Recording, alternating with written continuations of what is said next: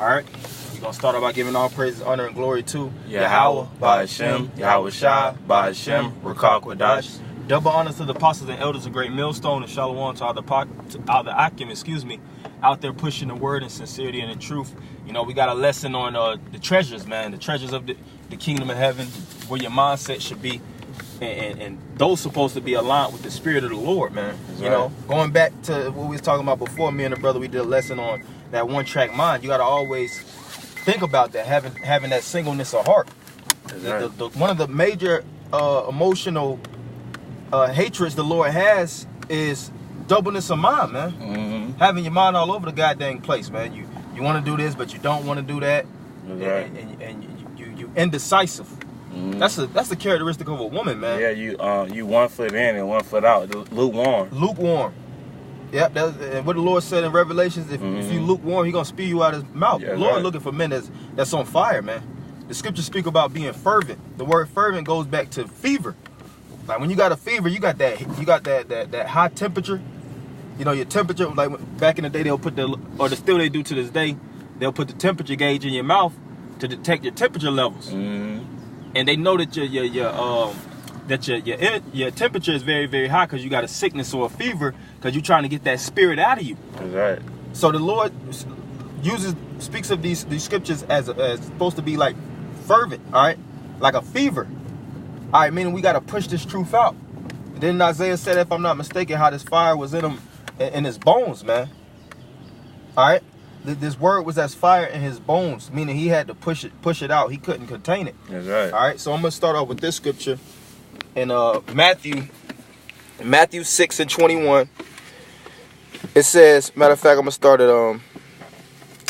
to start at verse 19. Matthew 6:19. Lay not up for yourselves treasures upon earth, where moth and rust doth corrupt, and where thieves break through and steal. And the treasures represent carnal things, man. You know, your treasure shouldn't be your nice car or your nice house or your nice watch. Those things are, they're here today and they're gone tomorrow, man. You know, the car that you was driving in 2001, most brothers don't have that car now. So what's the point of putting all your energy, investing your spirit in those things, and that if they're not even going to be with you at the end of the day? Same thing with your woman to a certain degree. A lot of times, you know, you have a woman, but every day of the week, you just switching women, so to speak. Every year of the every year by year, you getting a new woman. So why put your mind on that? Why have your affections and attach your emotions to those things, man? You got to be emotionless. You got to be militant. All right, because we in a area of wickedness. Wickedness is at an all-time high, and all these different things that's in front of us are just distractions to deter us from the path. Mm-hmm. So it says, lay not up for yourselves treasures upon earth, where moth and rust doth corrupt, and where thieves break through and steal. But lay up for yourselves treasures in heaven. What's the treasures in heaven? The kingdom. The godly things.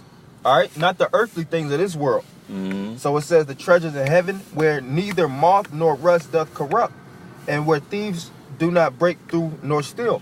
And where do you lay these treasures up? Primarily in your mind. Yeah, in your mind. In your spirit. In your spirit. Nobody can take what's in your spirit, man. That's right. When if you lose your car, if you lose your house, if you lose everything, as Job lost, what did he have above all? The integrity. That's right. Which represents the spirit. That's your treasure chest. All right, and it should be filled with the gems of the spirit of the Lord. Mm-hmm. It's not knowledge known as rubies. What do you do when you have rubies and various precious stones? You store it or encase it in treasures, all right, in a treasure chest, so to speak. You see that in movies all the time, where you got the jewels or whatever, that treasure that they're trying to get. It's always in a sacred place. That's it. Yeah. You know, that no one knows about. Mm-hmm. And this is that buried treasure. Mm-hmm. And that word treasure goes back to the Greek word thesaurus, which means the place in which good and precious things are collected and laid up. And what's the good and precious things? The kingdom of heaven. Right. And that's why you're supposed to lay these different things in your mind.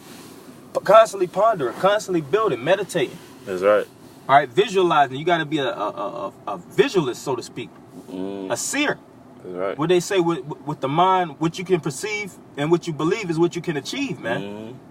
It's all about that spark of faith. The Lord established all things upon the faith of a mustard seed. That's right. And you grow by and by. All right. So it says, for where your treasure is, there will your heart be also.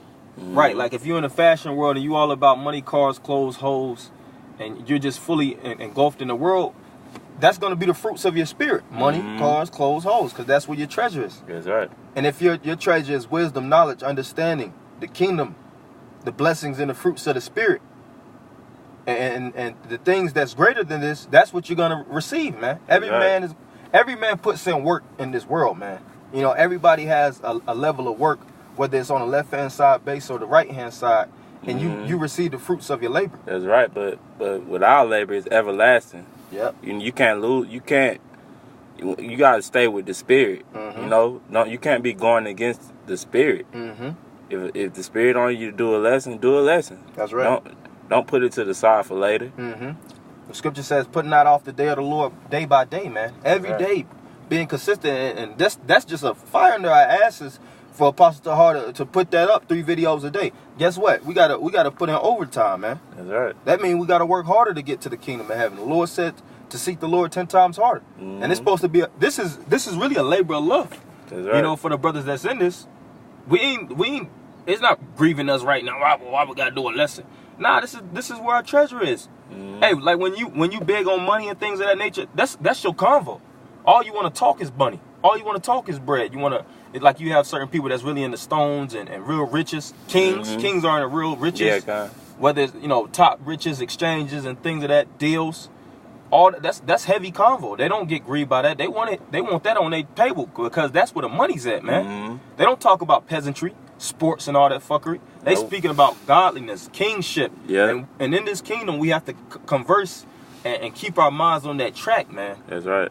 All right, so, you know, that's all we have for you, Akim. Hopefully you brothers are edified. We're going to end it by giving all praises, honor, and glory to Yahweh, by Hashem, Yahweh Shai, by Hashem, Rakak Wadash. Double honors to the apostles and elders of Great Millstone, and Shalom, Akim. Shalom.